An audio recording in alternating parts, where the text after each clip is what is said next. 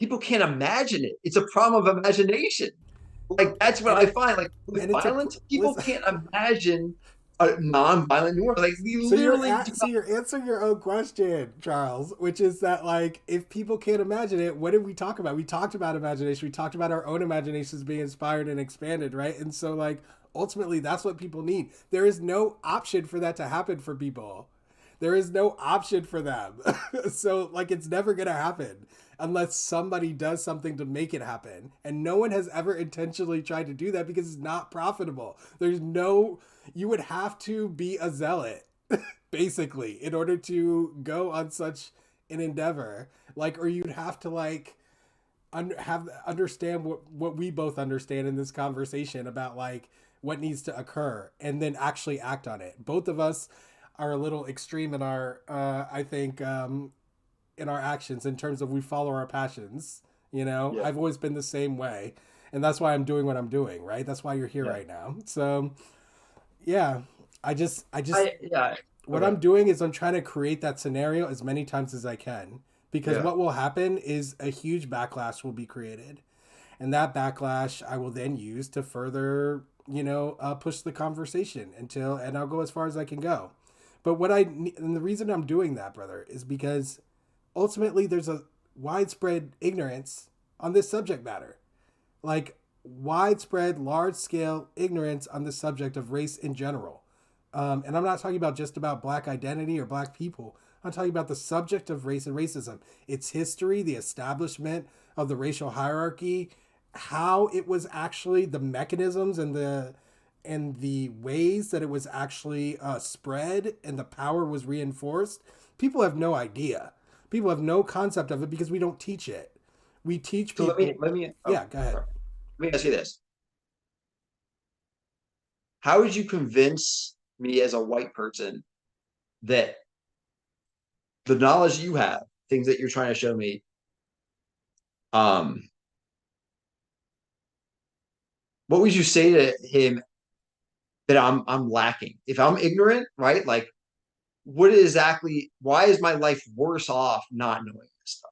Like, why do I have to learn this to get a better life? Like, I guess that's my question, right? Like, Yeah, I mean, I think somebody what in the is that? chat. Like, I know the answer, but I'm saying, like, as a my 18-year-old ignorant self, right? Like, when you Listen, bro, go and see me, like, if you know the yeah, answer, you should be the one to say it, because like ultimately that's not a question that I personally would have, you know? And so like any answer would be just like me prognosticating on something that you actually experienced and went through yourself. So please, I would love for you to answer that question. Like what is like I mean I can, but like I really feel like we have you right here. You went through yeah. it, bro. You tell us what you learned so that other white people can hear that from you.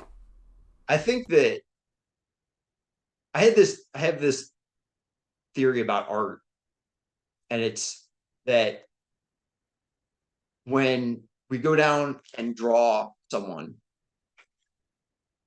it takes obviously practice, and some talent, and repetition, and you're looking at a photo and you're drawing them, and you see it, in the initial stages of kids or people amateurs, they're when they do a portrait, like different parts of their person's face is deformed, right? Um, because it's really hard to get the smiling person, with all the muscles and as they go on, they learn. But I've also seen artists who, this is what they do professionally, and I look at their art and I see a deformed person, like this, and this is like photograph, like it's supposed to be photographic, right? And what I learned was as I was doing this work and I was drawing black people all the time, taking photographs, drawing, taking photos. The way that the only way I could overcome that deformity that was I was creating, right? Like I wasn't quite making a human being. Like there was a deformed human being every time I put it out. The only way I could make that person beautiful and more true to their humanity was by annihilating the hate in my heart. that I had for humanity, specifically that person, but also just humanity in general. And like, so that really made me chase peace in general. Like, I saw that there was something about my soul that's deformed as I was trying to communicate other people's soul. And it came up very plain when I was drawing. I was like, that's my soul there. And it's like all out of whack. It's not a human being, you know? And I think that that's what I was lacking. I was lacking that I wasn't like a full human being. And And that epiphany, Charles, is what I'm trying to get people to experience. A lot of people never even get to that point. All right. They're constantly living with that conflict without being aware of it. You became aware of it, and then, you made a choice after that. I need to put that choice to everyone. That is what we need. Everyone is millions of people are being closed off from even being allowed to make the choice. So I want to change that. yeah, I mean, I think, and that makes me think about like education in general is that, is a great anti-racism education one that would bring anybody of any race to a greater sense of humanity, right? So are they one and the same? Like, is a education that brings you to full humanity, is that the best anti-racist I think that is a critical part of any anti-racist education. Absolutely. However, it is incomplete. It is education? incomplete. That is one part. If we're truly aiming for peace, then the devastation that has been wrought on people based on the implementation of this racial hierarchy must be reckoned with. And we have avoided it for generations. We cannot wait any longer. The longer we wait, the worse it gets. It's like, ripping it off. We've been avoiding actually confronting our racial history as a country, as individual families, as individual people. Like, we can't do it anymore. We need to be open. We need to have these conversations. People are more open to having the conversations and more comfortable with it. Younger people, it's like nothing to them to talk about race and It is racism. very true. Yeah. So, like, I mean, ultimately, we just need, some of the older people to catch up and realize that this is the future. The future is we're no longer gonna, um, I don't think as many people are going to be willing to accept a racial hierarchy that we know is bogus at this point. And that's our future, is one where we don't accept it. We're going to get there one way or another. And so we need to think about how we want to get there. And people need to start trying to imagine that future.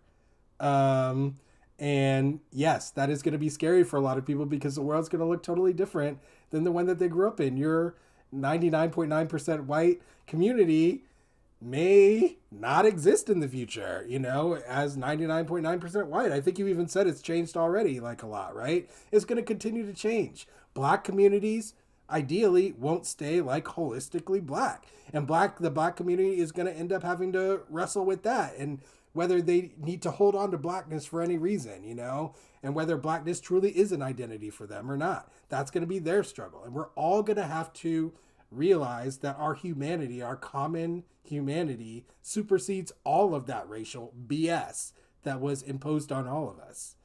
And so, yes, we need the humanism part, but we also need the history part so that people understand how all this happened.